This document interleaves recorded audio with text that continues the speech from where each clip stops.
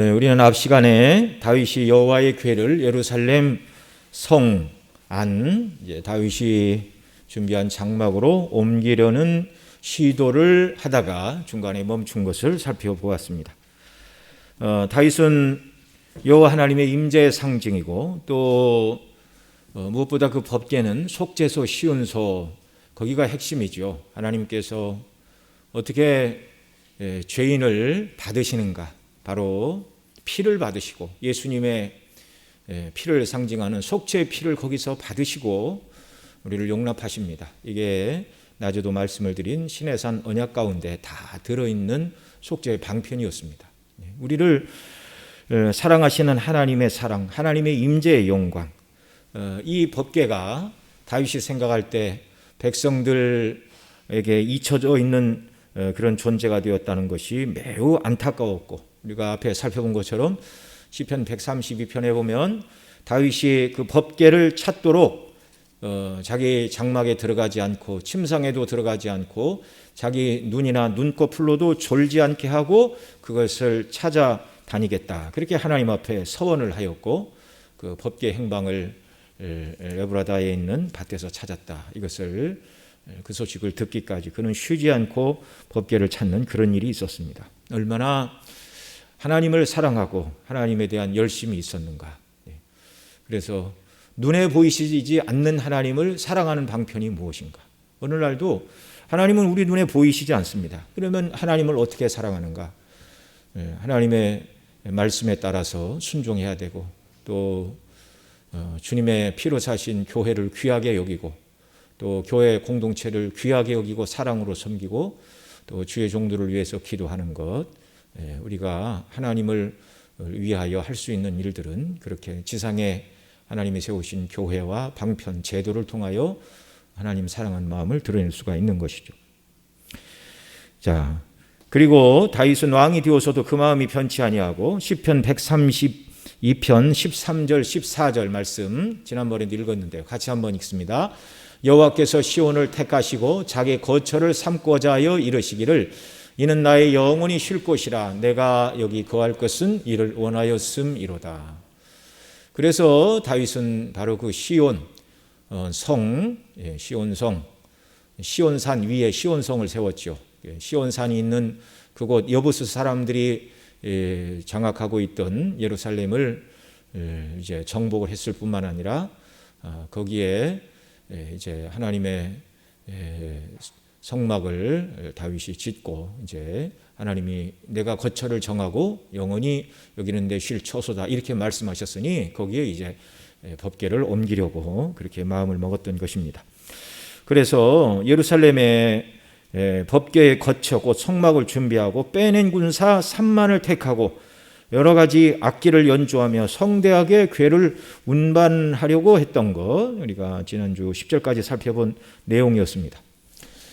정말 하나님을 사랑하는 다윗의 충성은 아무도 의심할 수가 없죠. 그럼에도 불구하고 이 법궤를 옮기는 과정에서 소가 뜀으로 흔들리는 법궤, 넘어지는 것을 그냥 보고만 있을 수는 없지 않습니까? 그래서 웃사가 이 법궤를 손으로 잡았습니다. 그러자 하나님께서 웃사를 치시는 베레스 웃사 이 사건이 생겼고, 이 일을 통해서 하나님께서는 다윗이 하나님의 영광을 높이고 또 하나님의 영광을 위하여 성막을 짓고 자기 욕심이나 자기 고집이 아니라 하나님의 선하신 뜻에 따라 선한 일을 하려는 아름다운 목적임에도 불구하고 그 일을 이루어가는 방편에 있어서 하나님의 뜻에 합당하지 않은 방편으로 그 일을 하고 있다는 것, 이걸 지금 하나님께서 다윗으로 하여금 깨닫게 하시려고 웃사를 치시는 그런 일이 있었습니다. 우리 지난 시간에 살펴본 것처럼 민수기 4장과 7장에 보면 성막을 옮길 때 자세한 규정을 이미 모세 시대 주전 1500년, 다윗은 주전 1000년, 그러니까 다윗보다 500년 전에 하나님께서 먼저 광야에서 성막을 세울 때부터 자세하게 어떻게 짓고 어떻게 해야 되는가, 또 구름 기둥 불기둥이 이제 일어나면 사람들이 자기 집도 정리를 하고 레위인들은 성막으로 올라나서 성막의 겉 텐트부터 장판, 기둥, 널빤지, 그 다음에 여러 가지 줄들, 그 다음에 이제 고아짜손은 그 안에 있었던 법궤, 향단, 떡상, 또 이런 이제 촛불 이렇게 그런 것들을 어떻게 해야 되는가 다 규례가 있었죠. 일단 보자기로 덮고 사람이 그것을 보려고 눈으로 봐서도 하나님께서 죽을 것이다, 손으로 만져도 죽을 것이다, 매우 두려운 말씀을 했죠. 그러니까 일단 덮고 그 다음에 채로 꿰어 고아짜손이 이 성소 안에 있는 성물들은 어깨로 메어서 운반해야 하는 것, 그것이 성물을 옮기는 방식이었는데 이 방식대로 하지 않아서 문제가 생겼던 것이죠. 자, 목적이 선하다 할지라도 하나님의 뜻을 이루어가는 그 방식이 또한 선해야 된다라는 것, 이걸 너무나 명확하게 보여주시고 있습니다. 여러분 정말 뭐 옛날 군대에서는 뭐 안 되면 되게 하라, 하면 된다, 뭐 그런 구호들을 가지고 군대에서는 통할 수 있을지 몰라요. 요즘 군대에서는 또 안 통합니다.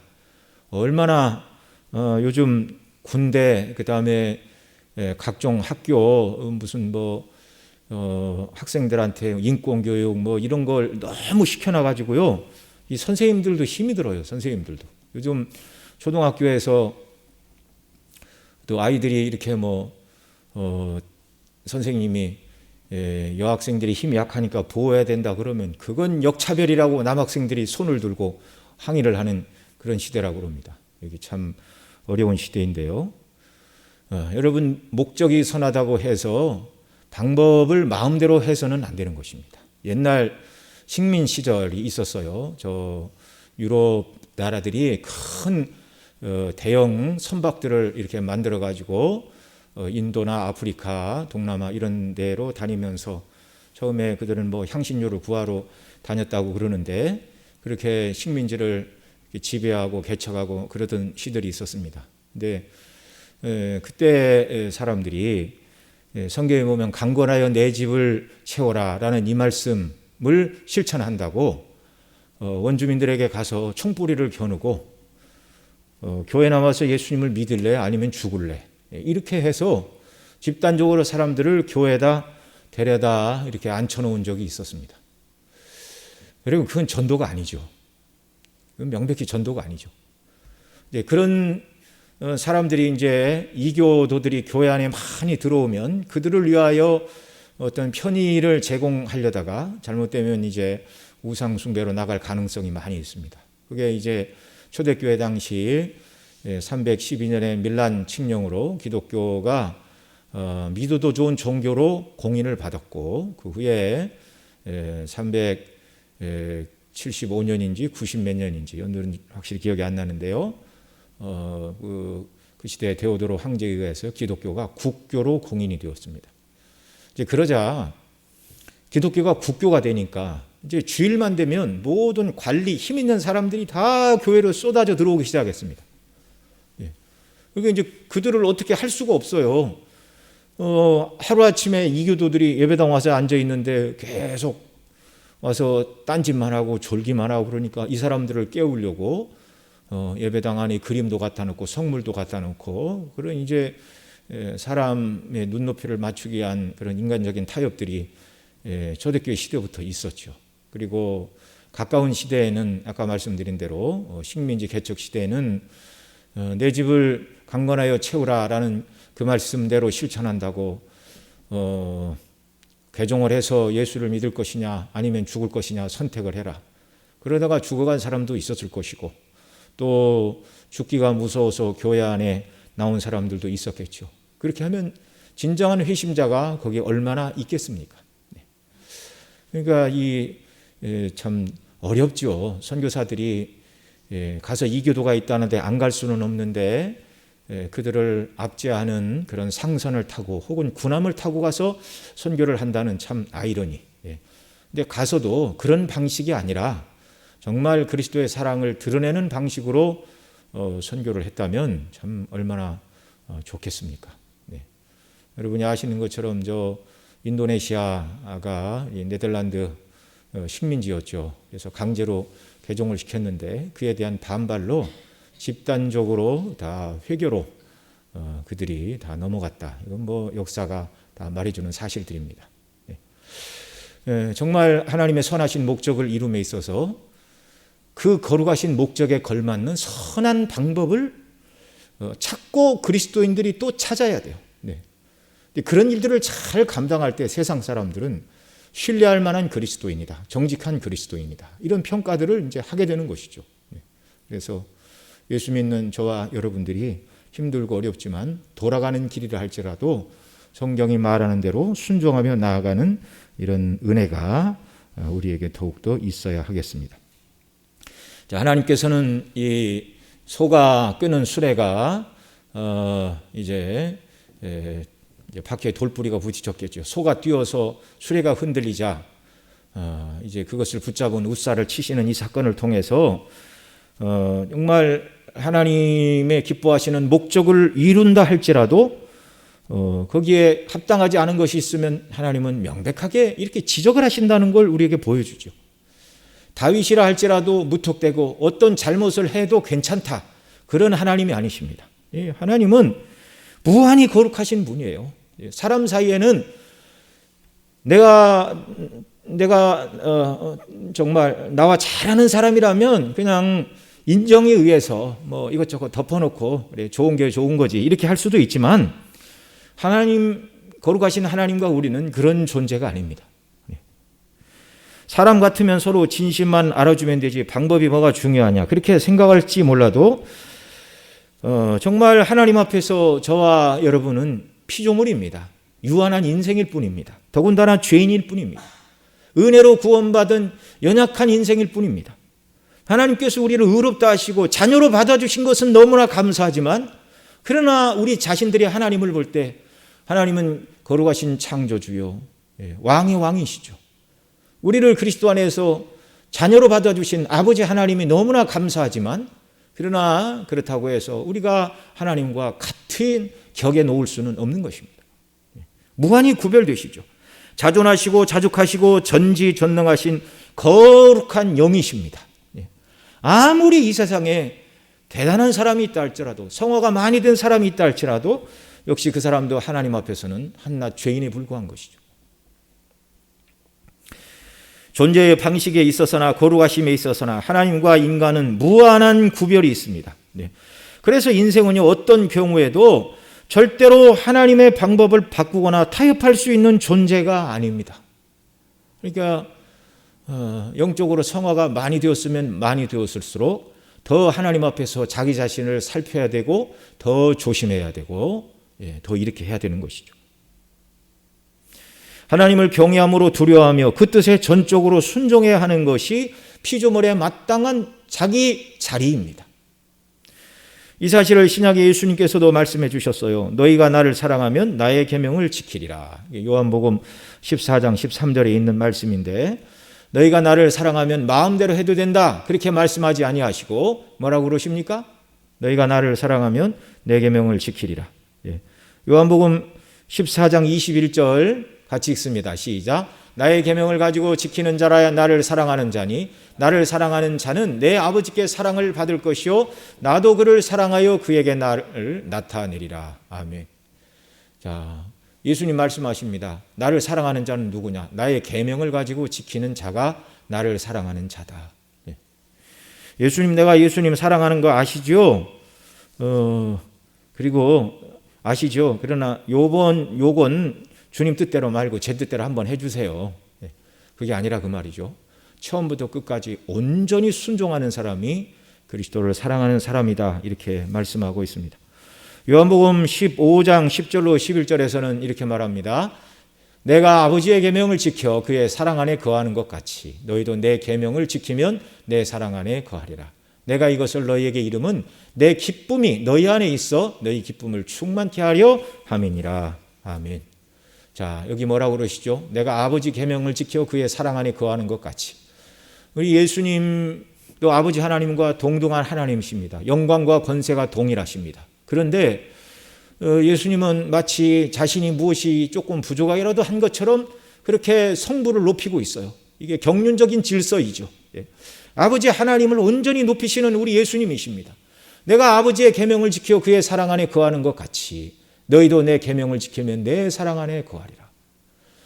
예수님도 경륜적인 질서에서 따라 성부 하나님을 사랑함으로 그 계명을 지켜 그렇게 사역을 감당하신다면 오늘 저와 여러분은 하나님을 사랑한다는 이 마음을 어떻게 표현해야 되는가?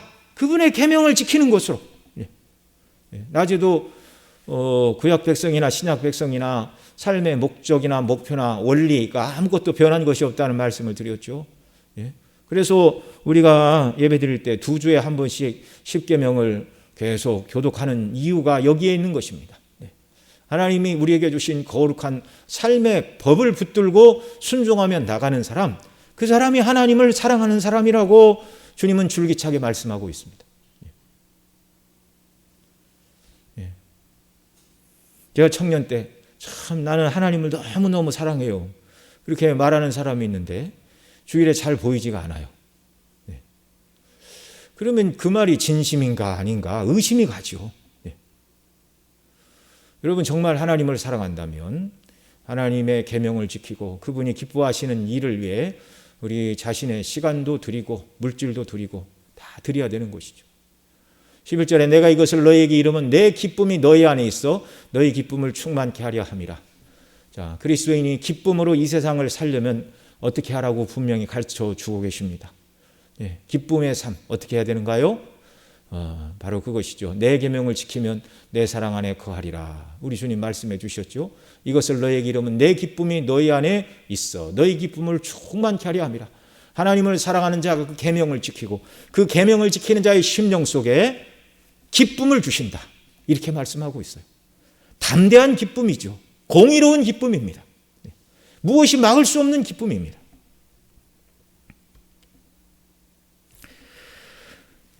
정말 저와 여러분 모두가 철저히 하나님 뜻에 순종함으로 사랑을 받고 체험적으로 더 나아가 이것이 하나님께로 온 것임을 알게 하시는 참된 기쁨을 누리는 복된 삶이 되시기를 바랍니다. 자, 다윗은 하나님께서 웃사를 치신 일로 인하여 처음에는 기분이 좋지 않았어요. 그래서 8절에 보면 여호와께서 웃사를 충돌하심으로 다윗이 분하여 이렇게 말하는데 물론 이 분은 자기 자신의 뜻대로 되지 않아서 분을 내는 것이지 웃사에게 화를 내거나 다른 누구에게 화를 내거나 그렇게 하는 것은 아닙니다. 그리고 다윗은 두려워하여 9절에서 여호와의 궤가 어찌 내게로 오리요 하고 그의 거룩한 열심과 열정이 사그러들고 법궤 옮기는 일을 중단하고 그 법궤를 가드 사람 오벳 에돔의 집에 옮겨 놓게 되었습니다.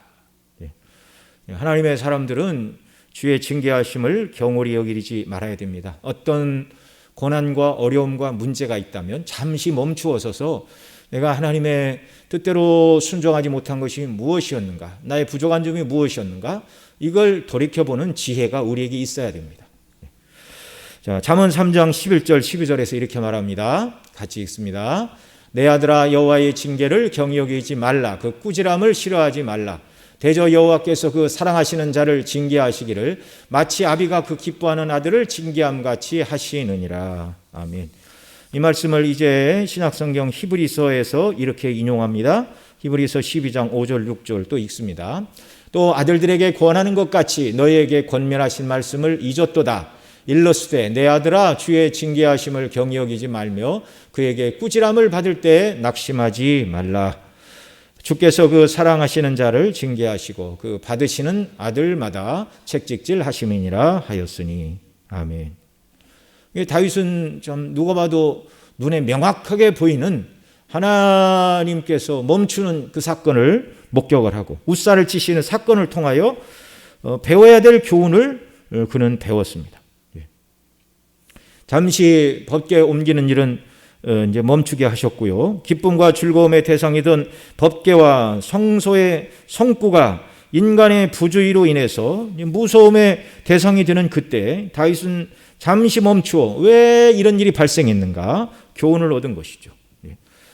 그 문제는 우리 지난주 살펴본 것처럼 사람의 손으로 만지거나 수레로 옮기는 것이 아니라 덮고 보자기로 덮고 채로 꿰어서 고아자손이 어깨로 메고 운반을 했어야 되는데 그렇게 하지 않은 것이 원인이었습니다. 이때 다윗에게 필요한 것은요, 빨리 자신의 연약과 허물을 발견하고 또 다시금 여호와를 경외하는 마음을 회복하고 속히 예루살렘으로 법궤를 옮기는 일을 완수를 해야만 했습니다. 바른 방식으로. 그러니까 난제가 나타나면 잠깐 멈춰야 되죠. 문제가 무엇인가를 알아야 되니까. 문제가 무엇인가를 알았으면 다시 하나님이 기뻐하시는 일을 위해 힘을 내고 일어나야 되는데, 사람들 경우에는 다시 힘을 내고 일어나야 되는 경우에 쉽게 일어나지 못하는 그런 예들이 있죠. 다시금 믿음의 힘을 내야 됩니다. 그것이 이제 바벨론 토레에 돌아와서 성전을 짓다가 중간에 짓다가 많은 어려움과 반대를 당하니까 그들이 낙담하고 손을 놓아버렸어요. 그때 하나님께서는 학개 선지자 또 이런 사람들을 막 일으키셔가지고 너희가 어찌하여 여호와의 집을, 너희는 판벽한 집에 거하면서 어찌 여호와의 집은 짓다가 말았느냐, 이렇게 선지자들을 보내셔서 그들을 다시 일깨우시고 하나님이 원하시는 그 일을 위해 다시금 일어나 일하게끔 그런 은혜를 베풀어 주셨습니다. 참 다윗은 하나님에 대한 열정이 있었고 그 일이 막히자 잠시 멈추었지만 얼른 하나님이 기뻐하시는 것이 무엇인가를 다시 깨달았다면 다시금 힘을 내고 하나님의 은혜를 간구하여 주님이 기뻐하시는 일에 끝까지 자기 자신을 드리는 일에 게을르지 않았다는 사실입니다. 이런 역사들이 우리에게도 넘쳐나기를 바랍니다. 자, 그런데 이런 일의 계기가 어디서 시작이 되었는가? 오늘 본문 11절 말씀 같이 읽겠습니다.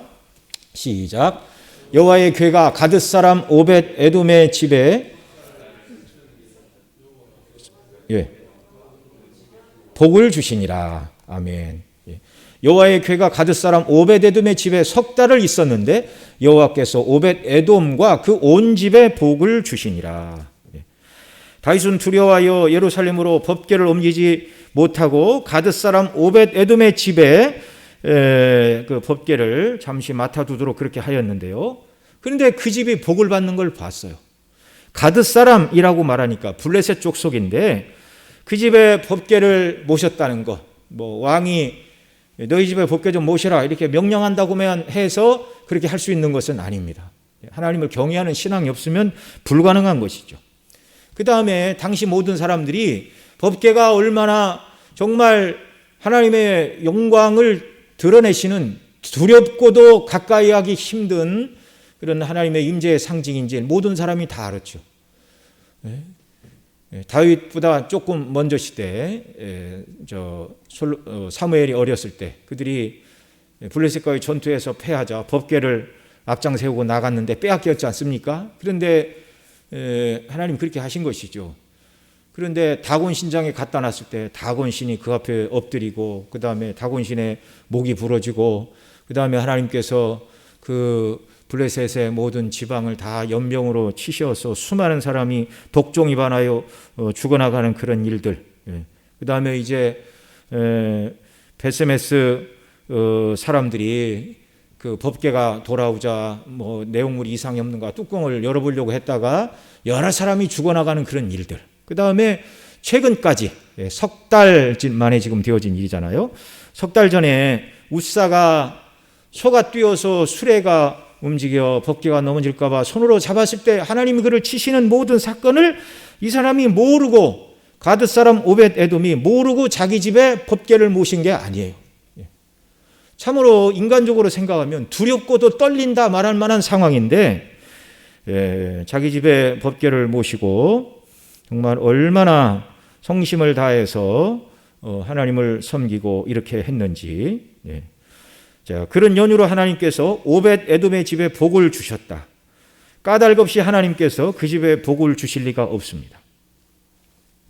다윗같이 하나님을 사랑하는 자라도 절차에 실수가 있을 때 하나님께서 징계하셨는데 오벳 에돔에게는 마음대로 해도 복을 주시는 그런 하나님이 아니시죠. 룰은 항상 같습니다. 과거 하나님은 사무엘에게 나를 존중히 여기는 자를 내가 존중히 여기고 나를 멸시하는 자를 내가 경멸히 여기리라 그렇게 말씀해 주셨습니다. 그 가정이 법궤로 인해 복을 받았다는 것은 성심을 다해 하나님을 섬기는 자들이었기에 그 가정에 복을 주셨다는 사실입니다. 저와 여러분 모두가 순례길 동안 주를 섬기고 한 교회를 섬기는 하나님의 사랑받는 자녀들인데요. 정말 하나님께서 우리에게 주신 믿음을 따라 하나님을 예배하고 직분을 감당함에 있어서 이런 오벳 에돔의 가정과 같이 하나님 보시기에 합당한 마음의 자세로 주님을 잘 섬기고 맡은 직분을 잘 감당하여 정말 하나님의 인정과 사랑과 함께 하시는 은혜를 누리는 이런 역사가 우리에게 넘쳐나기를 바랍니다. 학생들도 학교에서 똑같이 앉아서 공부하는데 공부를 잘하는 학생과 뒤처지는 학생이 나타나기 마련이죠. 그 이유는 무엇입니까? 집중을 했느냐 안 했느냐, 수업 시간에 선생님 말씀에 귀담아 들었느냐 안 들었느냐, 그것이 중요한 줄 알고 복습했느냐 안 했느냐, 그거에 따라 갈리는 거잖아요. 선천적으로 타고난 천재들이 없는 것은 아니지만 대다수의 경우에는 얼마나 집중을 했느냐, 바로 이것입니다. 우리 신앙생활도 마찬가지죠. 매주 교회 나와 예배드리고 말씀 듣고 섬김의 일에 참여하고 그러지만 이 모든 일들이 사람과 사람 사이에서 되어지는 일이 아니라 하나님을 섬기는 방편이요, 하나님께 영광 돌리기 위하여 신앙생활도 하고 예배도 드리고 섬김의 일에 참여하는데 정말 오벳 에돔의 모든 가정의 권속과 같이 하나님이 기뻐 받으시기에 합당한 이런 마음의 자세로 늘 깨어서 주를 섬기는 귀한 역사가 우리 성도님들과 가정에 정말 넘쳐나는 은혜를 부어주시기를 바랍니다.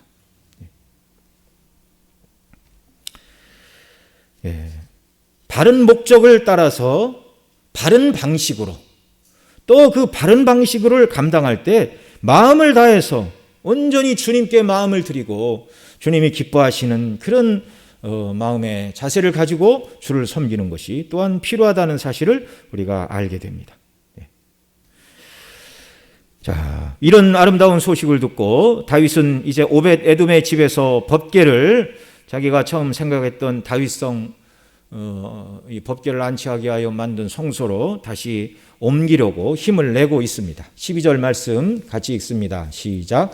혹이 다윗 왕에게 고하여 가로되 여호와께서 하나님의 궤를 인하여 오벳 에돔의 집과 그 모든 소유에 복을 주셨다 한지라 다윗이 가서 하나님의 궤를 기쁨으로 메고 오벳 에돔의 집에서 다윗성으로 올라갈세. 아멘. 예. 자, 하나님께서 복을 주셨다는 말을 듣고 다윗이 다시금 힘을 내서 이제 오벳 에돔의 집에서 법궤를 다시 옮기고 있습니다. 근데 그 전에는 성경에 명하지 않은 방식으로 했는데 이제 이번에는 제대로 하고 있습니다. 13절 말씀 같이 읽습니다. 시작. 여호와의 궤를 맨 사람들이 6걸음을 행하며 다윗이 소와 살찐 것으로 제사를 드리고, 그때 여호와 앞에서 힘을 다하여 춤을 추는데 때에 배 에봇을 입었더라. 다윗과 온 이스라엘 족속이 즐겨 부르며 나팔을 불고 여호와의 궤를 메어 오니라. 이렇게 말을 하고 있습니다. 여호와의 궤를 또 17절에도 보면 여호와의 궤를 메고 들어가서 다윗이 위하여 친 장막 가운데 그 예배한 자리에 두매 다윗이 번제와 화목제를 여호와 앞에 드리니라. 이렇게 말하고 있죠.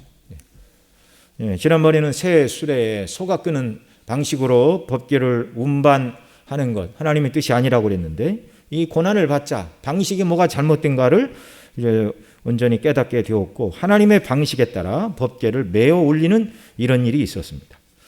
여기뿐만 아니라 그때의 일들을 이제 똑같이 소개하는 역대상 15장 1절 2절에 이렇게 말합니다. 같이 읽습니다. 다윗이 다윗성에서 자기를 위하여 궁궐을 세우고 또 하나님의 궤를 위하여 초소를 예비하고 위하여 장막을 치고 가로되 레위 사람 외에는 하나님의 궤를 맬 수 없나니 이는 여호와께서 저희를 택하사 하나님의 궤를 메고 영원히 저를 섬기게 하셨음이라 하고. 이게 처음에는 이 방식대로 안 했었는데 이제 법궤를 다윗성으로 메어 올릴 때 그렇게 얘기를 합니다. 그리고 그 중간에는 그 일을 한 사람들의 이름이 쭉 누군가 나오고 그 뒤에 역대상 15장 12절 13절 또 읽습니다. 시작.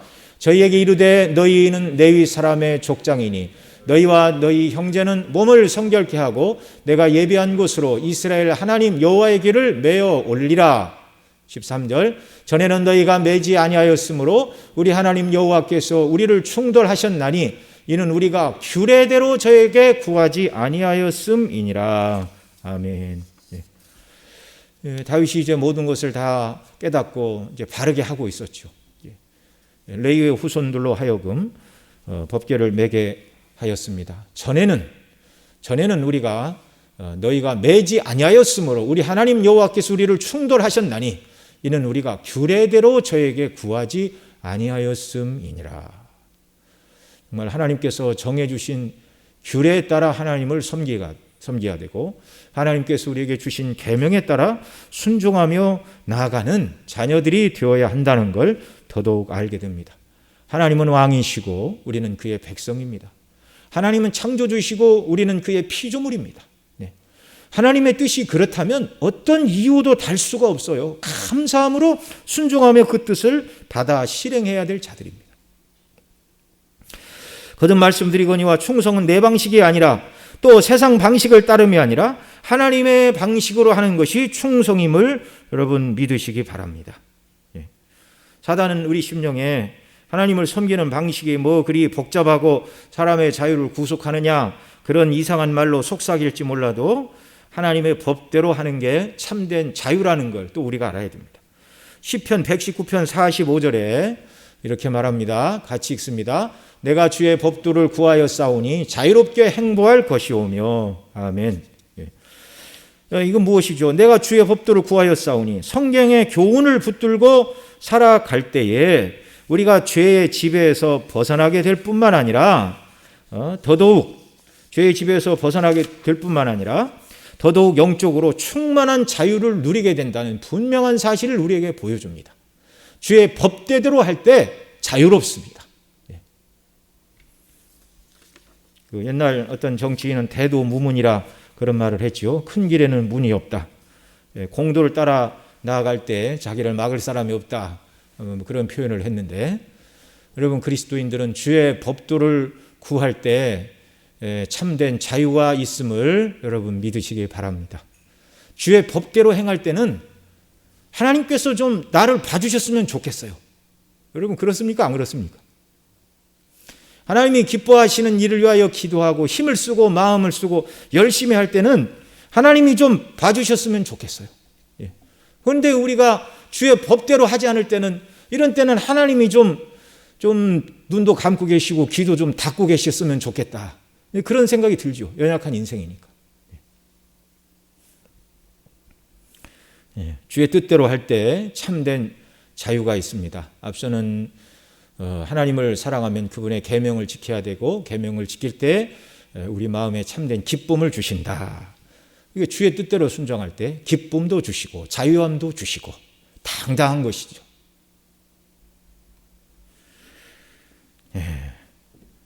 인본주의자들에게는 이 말이 역설로 들릴지 모르겠으나 인생이 하나님께 순종하는 만큼 기쁨도 누리고 자유도 누리게 된다는 사실을 여러분 우리는 기억해야 됩니다. 만일 우리 가운데서 기쁨도 없고 자유함도 없고 늘 우울해 있다면 하나님 말씀에 대한 온전한 순종이 결핍된 것은 아닌가. 자기 자신을 좀 돌이켜 봐야 하는 것이죠. 또한 다윗은 하나님의 일을 함에 있어 일보다 먼저 바른 준비가 있어야 한다는 것을 그는 깨달았습니다. 그래서 레위 자손들에게 정말 이 법궤를 옮기기 전에 너희들의 몸을 정결케 하라 그렇게 하고 법궤를 옮겼는데요. 이게 구약 시대에 이 성물을 옮길 때 하는 방식이었습니다. 그러나 여러분 신약 시대에도 마찬가지입니다. 하나님은 쓰시되 깨끗한 그릇을 자신을 준비한 만큼 정말 깨끗하게 준비한 사람들을 하나님이 붙들어 쓰신다는 걸 우리는 알아야 됩니다. 디모데후서 2장 20절에 이렇게 말하고 있는데요. 같이 읽습니다. 시작. 큰 집에는 금과 은의 그릇이 있을 뿐 아니요 나무와 질그릇도 있어 귀 쓰는 것도 있고 천이 쓰는 것도 있나니. 큰 집에는 금그릇 은그릇 있을 뿐만 아니라 나무와 질그릇도 있어 귀 쓰는 도 있고 천이 쓰는 그릇도 있는데 그런데 하나님이 어떤 그릇을 쓰시는가? 그러므로 누구든지 이런 것에서 자기를 깨끗하게 하면 귀 쓰는 그릇이 되어 거룩하고 주인의 쓰심에 합당하며 모든 선한 일에 예비함이 되리라. 금그릇, 은그릇, 나무그릇, 질그릇. 그런데 주인은 무슨 그릇을 쓰시는가? 깨끗한 그릇을 쓰신다. 이렇게 말하고 있어요. 깨끗한 그릇. 예, 정말 저와 여러분은 하나님 앞에서 어떤 마음의 자세로 살아가고 있습니까? 정말 깨끗한 그릇이 되어 하나님을 사랑하는 자로서 그 계명에 온전히 순종할 때 우리에게 기쁨도 주시고 자유함도 주시고 당당함도 주시고 또 이런 자를 붙들어 하나님은 더더욱 크신 은혜를 주시는 것이죠. 우리가 이런 그릇으로 주 앞에 서서 주님을 섬기고 있는가 그렇지 않는가 늘 우리 자신을 살피는 이런 일이 우리에게 필요한 것이죠. 주께서 주시는 그 은혜에 따라서 정말 우리는 너무나 큰 은혜를 받았습니다. 대속의 은혜, 구속의 은혜를 받았습니다. 이 은혜를 어떻게 보답해야 될까요? 어떻게 갚아야 될까요? 하나님이 기뻐하시고 원하시는 일들을 늘 마음에 두고 주님과 함께 동행하면서 살아가는 것. 이것이 거듭 말씀드리거니와 기쁨의 삶의 이유요. 또 하나님께서 우리에게 주시는 참된 자유를 누리고 주님과 행복하게 동행하며 살아가는 길인데 이런 복된 길로 날마다 주께서 저와 여러분을 인도해 주시기를 바랍니다. 기도하시겠습니다. 사랑하시는 아버지 하나님, 정말 다윗은 하나님을 사랑하는 특별한 열심으로 주님을 위하여 새로운 성막을 예비하고 또 이렇게 법궤를 옮기는 과정을 우리가 살펴보았는데 그가 하나님의 말씀에 온전히 집중하지 못하여 법궤를 하나님의 방식이 아닌 수레에 싣고 옮기다가 웃사를 치시는 사건을 통하여 교훈을 받고 이제 모든 것을 하나님의 말씀에 따라 준비하며 하나님이 기뻐하시는 일을 온전히 이룬 것을 우리가 보게 됩니다. 우리도 날마다 교훈을 얻게 하여 주옵소서. 정말 예수님 믿어 주의 사함 받았는데 날마다 성령을 모시고 살아가고 죄와 악함을 미워하는 깨끗한 그릇으로 주 앞에 서게 하여 주옵시고 우리를 구원해 주신 예수 그리스도를 사랑하는 것만큼 주님을 사랑하는 마음을 담아 계명에 순종하는 자가 되게 하시고 이런 자들에게 주시는 참된 기쁨과 자유함을 누리며 살아가는 순례길이 되도록 은혜를 베풀어 주옵소서. 우리 구주 예수님의 이름으로 기도드리옵나이다. 아멘.